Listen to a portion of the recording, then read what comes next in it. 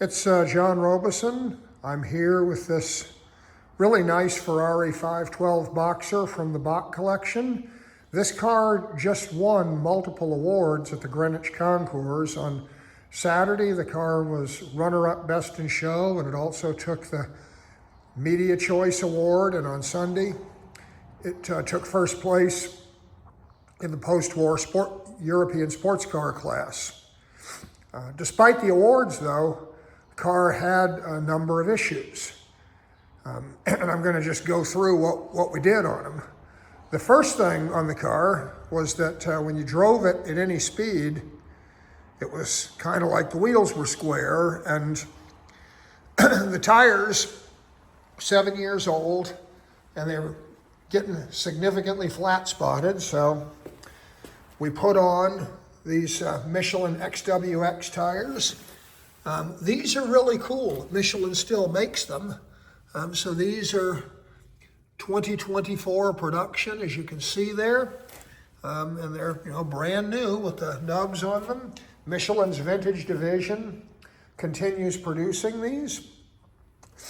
In looking at these tires, this car has two 1570 15s in front, and back here we have two 25s. And that was kind of a question because the rating plate for the car has a hand-typed edition that shows the two size tires going on the car. But the original booklets for the car, see here, see how that's kind of a handmade edition. But the original documents for the car showed two 15s. And we think that Ferrari changed to the bigger rear tires because of the power of this thing and to get a better stance. But that led us to the next discovery, which was that the car's handling was really just terrible. When you got it moving at any speed, it was all over the road, it wouldn't track straight. And in taking the front end apart to check that, this car uses a Jaguar style front end. And what I'm pointing at right now is the upper ball joint in between the control arms. And you can see that there are three adjusting shims on the front, and there's one adjusting shim on the back. That's how we adjusted to bring more caster into the car. What you see there tips the front spindle back. And you can't see it while the car's on the ground, but if you were to look underneath, there's a similar set of shims on the bottom where we push the bottom of the spindle forward. So we create a rake in the front spindle, sort of like a comparison between a chopper motorcycle, which is very stable straight ahead, and a racing motorcycle with a straight up and down fork, which is very unstable but corners quickly. So this car needed more caster for stability. And when Ferrari went to the bigger back tire, that raised the back of the car some. That made the caster situation worse, but what I just showed you here brings it back. In messing with those things and driving the car, we discovered that the right front is actually lower than the left front. And we also at first thought that it might be a problem with weight balance in the car because it was better with a passenger. But it turns out that you can see new shocks in here from the restoration, but the springs are old and they were just painted. So the springs actually have sagged out. And we're gonna have new springs in a few weeks that we'll put on this car, and between those things, we've taken care of the handling. Prior to the show, we actually were able to get an original Ferrari toolkit for the car, and that's in place, so that's kind of cool. The brake master cylinder, these caps had fractured from age, and the fluid was pretty dark and old. We were not able to get these from Ferrari, but we were able to get them from Mercedes because this is a a reservoir used in Mercedes and some Volvo cars back in the 70s. This car also had mushy brakes, and I'll show you what was going on with that. You can see when this car was restored, the brakes were all rebuilt. You can see those calipers are done.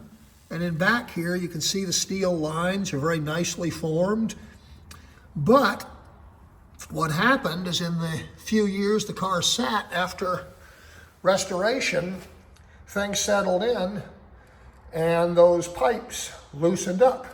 So that back here, we actually had lines where fluid had been leaking slowly, and when the fluid leaked out, air got in, made the brakes mushy, and didn't feel right. Luckily, that was a relatively easy repair because all we had to do was tighten everything up and bleed the system thoroughly. But it's the sort of thing, even if you do really good quality restoration work, you still have to go back and check and tighten things after the car has been run a while to break things in. Had a similar situation back here on the engine. So these engines have 4 triple barrel Webers. These are very similar to the 40 IDAs or 40 IDFs on Porsche 911s back in the 70s and 60s. One difference with the Ferrari is that they're linked together, and in the center of the video you can actually see right in the middle of the frame, that's the linkage connecting the front and the rear carburetor, which on this motor turned out to be somewhat loose, so the carburetors were desynchronized. But the bigger issue with the carbs is that the gaskets had shrunk and hardware and fittings had loosened up, and the carbs had started to leak fuel. Now, right here, these are the spark plug wires. And if we look down, you can see the wires go into holes for the plugs right below the carbs. So last thing in the world you want is carburetors dripping fuel and running down into the spark plug holes, which ultimately leads to lighting the motor on fire. Well, that didn't happen because we fixed it.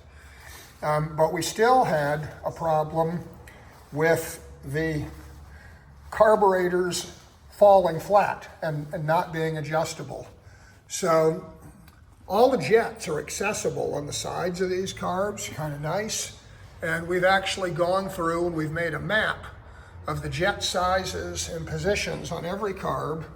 And we're reviewing this with Mike Pierce out at Weber to ascertain if we need different jets or if this is an issue with the setup of the float levels and the cleanliness or clogging in the internal piping in the carbs. So that's our activity for the rest of the next 2 days is going to be the setup of the floats and then road testing the car again. And our hope is that we're going to have a much better driving car. Right now it's okay if you're running it flat out, but coming off idle, which is where you tend to see problems with clogged jets or float level, the car is just really not very good right now, and it needs to be better. Another thing that we did is we installed, and this is a Halotron fire extinguisher, which will extinguish fires without spraying corrosive chemicals. We've got that on the shelf back here behind the passenger seat, and looking back here at where this engine is and the vulnerability to fires from fuel leaks, well, that's kind of an essential part of the car. So the takeaway from this is, even though this car is a beautiful piece, it's a high quality restoration, but you've always got stuff to chase down on these cars. No matter how well done they are, there's a continuing need for maintenance and repair, and some of this stuff will kind of surprise you. This little change in the front end with the caster totally transforms how this car feels on the road. You'd never guess it to look at that, but it sure does. And cars today don't even have provision in many of them for adjusting caster, but it's such a transformational thing in an older car like this. So that's the news for the Ferrari 512 today.